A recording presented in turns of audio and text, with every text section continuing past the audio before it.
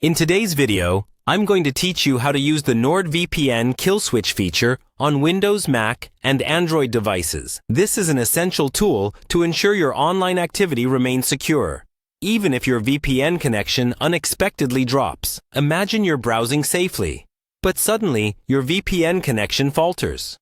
Without a kill switch, your internet connection could revert to your local network.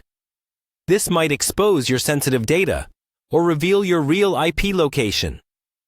But with Nordvpn's kill switch, you can be confident that any online activity will halt until the VPN connection is safely re-established. Let's dive in and set up this feature in a few simple steps. First, open your Nordvpn app on your device.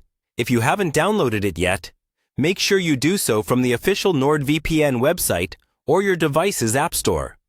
Once you have the app ready, launch it and log in using your credentials. You should see the main dashboard. Here, look for the settings icon. It's usually depicted as a small gear wheel, often located in the corner of the screen, making it easy to access and adjust your preferences. Once you're in the settings, you'll find several options. Navigate towards the section labeled Connection and Security.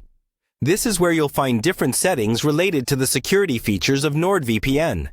Now, in the Connection and Security section, look for Kill Switch. This feature ensures that if your VPN connection is interrupted for any reason, your internet connection will be automatically blocked to protect your data. Click on the Kill Switch option. A menu should pop up, detailing the features of Kill Switch, along with options to enable it. Make sure to turn on the Kill Switch feature. It's a simple toggle switch, and once it's activated, it gives you peace of mind knowing that your data will remain protected even during unforeseen connection drops. Now, after you've enabled the kill switch, there's one final step. You will see an option labeled Manage Device.